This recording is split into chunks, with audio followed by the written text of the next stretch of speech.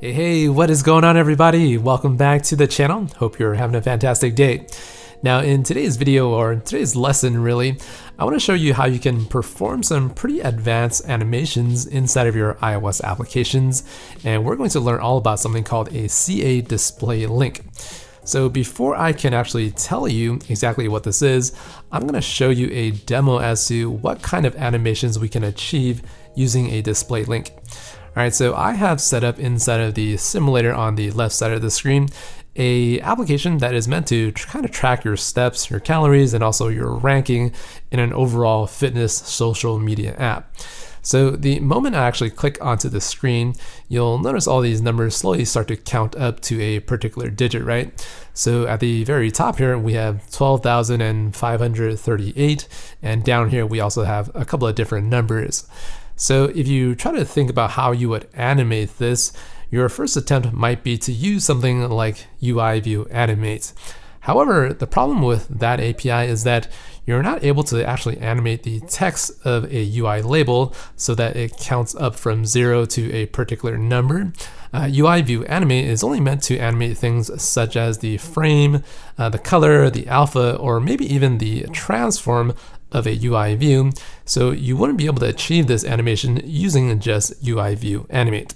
Okay, so the question here is, if we can't use UI View Animate to perform this style of animation, how exactly do we go about implementing this feature, right?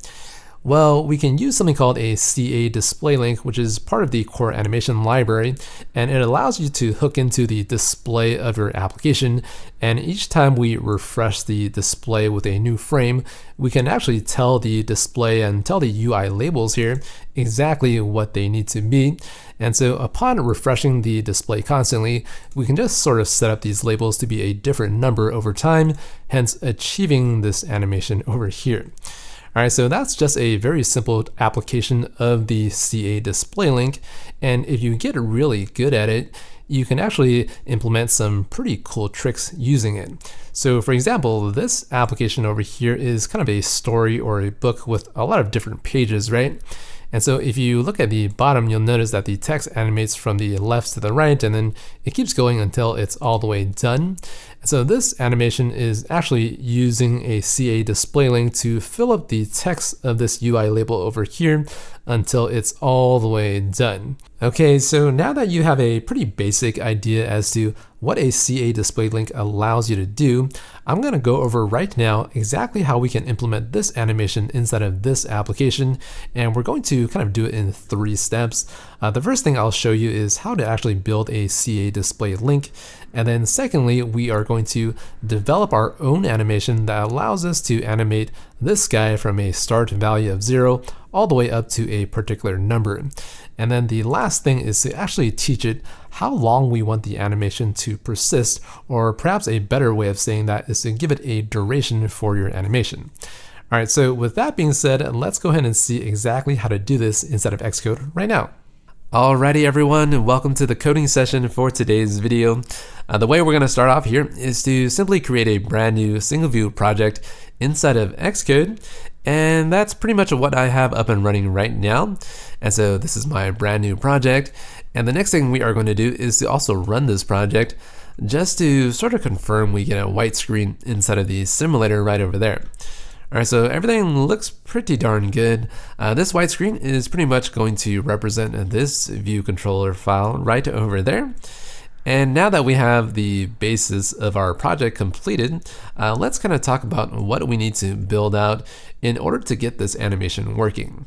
Alright, so in other words, I actually want to create some UI components, and namely, I want to create a UI label over here at the very top somewhere, just so that I can actually start animating it. Alright, so that's the very first step in our project, and I'm going to do this kind of programmatically right on line 13.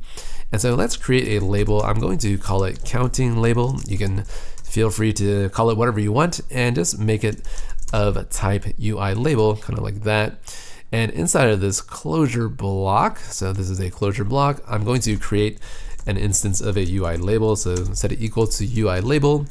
I'm going to set some text on this as well. So why don't we just call this 1, 2, 3, 4, and then also return this label. And this closure right here, you can actually execute it by using parentheses, and this label is actually going to be set to the counting label over there. All right, so this error is going to go away. And now we would like to see this 1, 2, 3, 4 label inside of our view controller somehow. And so this is pretty easy. All you gotta do is to say view controllers view dot add subview. And why don't we add this counting label?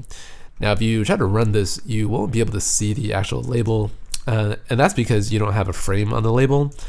So I'm going to say counting label dot frame equals the entire views frame like so. All right, so with that little bit of code inside of our view controller file, we're going to run, and you'll see that we see 1, 2, 3, 4 all the way on the left side. Okay, so pretty good stuff there. And whenever I am prototyping my projects out, I also like to center align things just to make it a little bit easier to read. And while we're at it here, why don't we change the font as well? So UI font, and I'm going to choose a bold system font of something like 18, relatively large size so that it's much more visible inside of the simulator. And that looks pretty good to me. So why don't we actually move on to performing some animation right now? All right, so the animation we are looking to actually build out is that over there. And so if you try to do this using UI view animate, it doesn't actually work. And so let me actually show you what happens.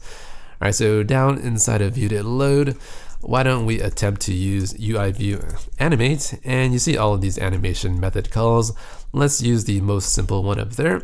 The animation duration, let's use something like 2.5 seconds. Hit enter for that block. And you can try to say self.countinglabel.text and try to change it to something like 9999, right?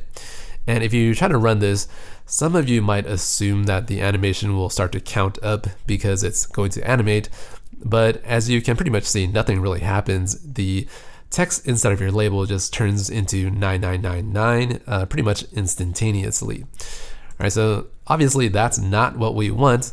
And so the question here is, how exactly do we perform this animation, right? So here is where the power of a CADisplayLink will come into play. All right, so let me type out some of the code, and first, why don't I delete this because that's not all that helpful. I'm going to create my, create my CADisplayLink here. Okay, so the question is, what exactly is a CADisplayLink and how do I create it? Well, this stuff is kind of hard to understand if you are not looking at the code directly, so why don't I type it all out? So display link is going to be created like that. We are going to create it with a target of self and a selector. And I'm going to use a selector of handle update. And now the next thing we need to do is we need to create this handle update function down below. So let's use add objective C function handle update. It's not going to work if you don't have this, so it's going to flag you with an error, and it should come out momentarily. And so you can see this guy over here. I believe you have that fix, and somewhere down here it will add that add objective C. All right, so inside of the handle update, I'm going to say print 1, 2, 3. All right, so if you try to run this, everything is going to kind of compile successfully, and it's going to launch your application. And so you're not going to see this print 1, 2, 3 inside of the console. And there is a problem with our code currently, but before we talk about that problem, let's kind of go over what a CADisplayLink is. And so if you click on this guy, you can look at the right side over here. It says that it is a timer object that allows your application to synchronize its drawing to the refresh rate of the display. So in other words, the application is kind of refreshing at 60 frames per second, or it tries to do that. And as it is updating the display, you can kind of tell it what to do inside of this selector function, which is down here. All right, so that's kind of what a display link is. I do encourage that you read through some of the documentation over here. It's kind of hard to understand, so I'm just going to skip it for the sake of today's video and show you directly how to work with this display link. All right, so the next thing we have to actually do here is to say display link and use this add function so that we can register this display link with the main thread. So this run loop over here is going to say .main for the main run loop. And for the mode, you can just say dot and use the default run loop mode, which is the mode to deal with input sources other than NS connection objects. So just use that one. And the documentation over here says that it's the most commonly used run loop mode. And don't be too concerned with what these actually are. Just make sure you use them and you should be fine.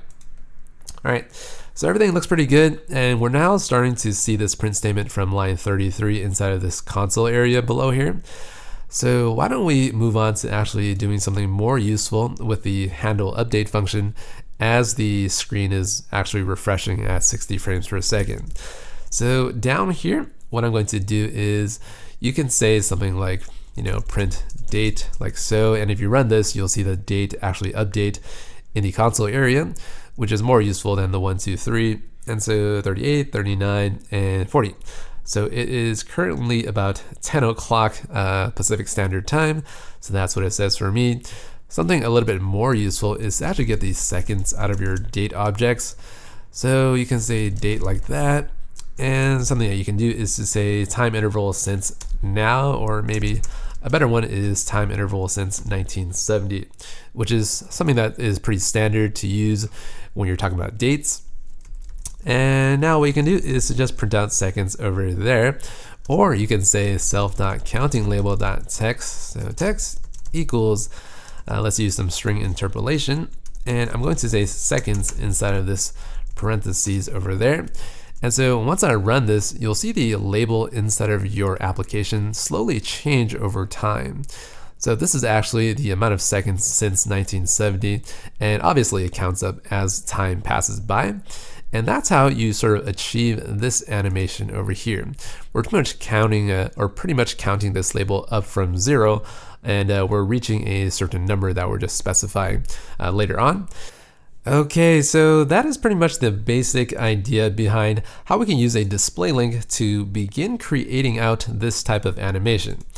Okay, so with that being said, why don't we move on to making our animation a little bit more useful, right? So in other words, what I would like to do instead of this guy over here is to animate the label starting from a particular value, let's say 0, and then increase that number all the way up to something large like 12,000. So that's what we are going to do right now. And I'm going to actually modify some more code inside of my project. And the first thing I'm going to do is to add a property called start value and set that equal to 0. And the next thing is to declare the second value and set this to something large like 12,000. All right, so that's pretty good. And now that I have the start and end values, I'm going to modify handle update to actually say something like self.countinglabel.text equals, let's say, start value inside of there. And while I'm here, I'm going to say start value plus equals 1 to increment it every time the display refreshes with handle update. So you see this guy over there, you want to modify that, hit the fix, it'll change that to a var. And let's try to run this now, and you'll see what this effect has on the application.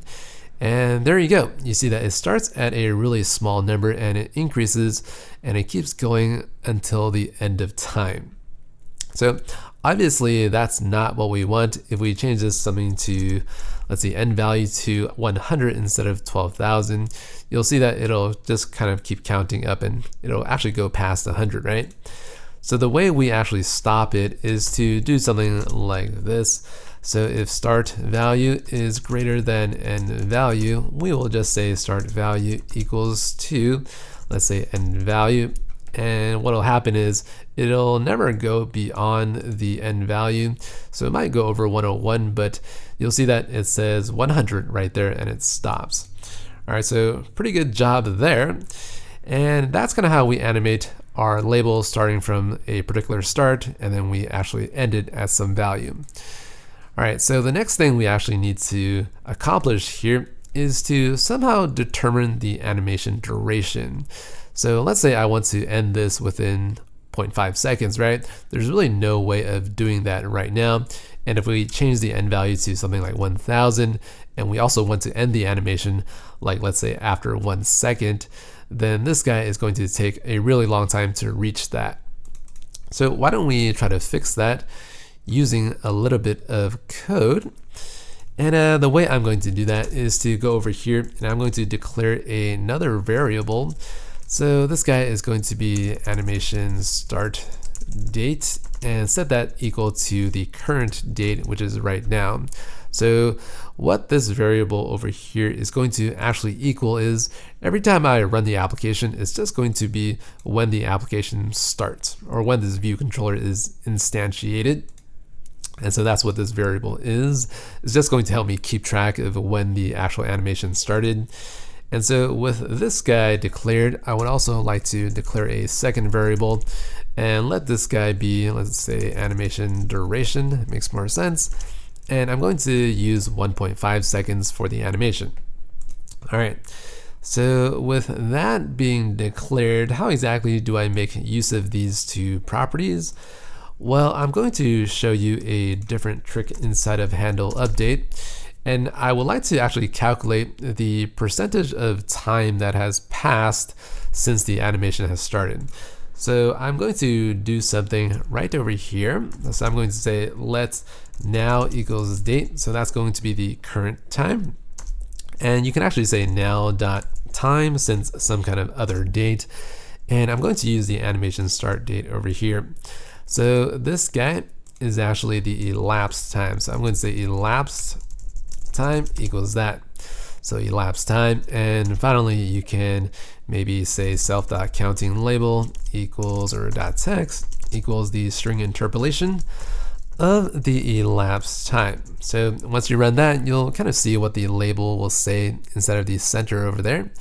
And there you go. This is actually the amount of time that has passed by since the animation has actually started. All right, so pretty good stuff. And the way I'm going to make use of this is to make a calculation of the elapsed time based on the animation duration, just to kind of get a percentage going here. So let's say let percentage equals elapsed time divided by animation start date. And so I don't believe I can actually do that because I don't want to use that. I want to use animation duration instead. Okay, so I believe one of these properties needs to actually be a double. So let's just use a double for animation duration. These values over here, I believe, default to a float. So once you run that again, you will get the application to compile. All right, so I'm going to cut this over here and paste that over here and just use the percentage instead. And now I will try to run my application. So you'll see this label over here count from 0 to, let's say, a different value. And this is actually the percentage that has passed by in terms of the elapsed time. Okay, so the final thing that we actually need to do here is to make sure that we create the correct calculation. So let's say let value equals percentage, and I'm going to multiply this by the end value, and let's just subtract the start value so that we can get 1,000 in this case. And the next thing we would like to do is to say self.counting label. I'm just going to copy that and paste that over here. Make sure the indentation is correct and just set that to value like so. And so if you try to run this, you won't be able to get this working because all of these values over here are ints. I'm going to change these to double so I don't have to cast it down below. And now I can run my application and you'll kind of see what happens over here. You'll see that it starts off as some kind of value, right? So that is counting from 0 all the way up to 1,000, and after 1,000 it actually keeps on going. So that's kind of the final fix that we have to introduce inside of this guy. And the way I'm going to do this is to perform an if check over here. So let's say if elapsed time, and if it's past 1.5 seconds, which is our animation duration, we are simply going to say self.countinglabel.text, and we're going to set this to the end value. I believe that makes sense. So again, some string interpolation with the end value, and otherwise we perform this calculation down below. And now I will run my application and you will see that the animation starts at 0 and animates all the way up to 1,000. Okay, so I think everything is looking pretty good to me. Why don't we test our animation a little bit further by increasing this over here to 3.5 seconds. And when you run this app right now, you'll see that the animation is a lot slower. So there you go. It slowly counts from 0 to 1,000. Now, one problem that you will have is, let's say you want to count from 500 to 1,000 and you run your app right now. You're going to see that I believe it starts at 0 still, or it starts at 0, and you really want it to start at 500. The way you fix that is to go inside of here, and the value, you actually want to add the start value to all of that. And this is just some basic math that you have to watch out for. If you don't understand it right now, just look it over and think about it for a couple of seconds and you should be able to understand it.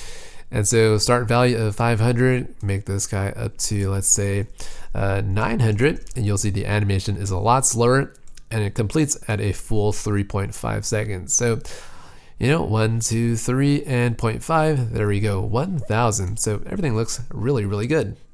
Whew, I think that's going to wrap it up for today's video. Now I'm going to issue 2 different challenges for you to sort of tackle here. The first challenge is to actually remove the display link after the entire animation is complete. And then the second challenge is to somehow figure out how to animate text from left to right, sort of like the demo that you saw at the beginning of today's video. Now, if you enjoy what I do on this channel and you also want to learn more about Swift development, you can support me and what I do by checking out the couple of courses using the links in the description below. If you want to download the source code for what you saw in today's video, you can find the source link down below as well. That's going to be it for me today. I will hopefully see you in the very next video. Bye bye guys.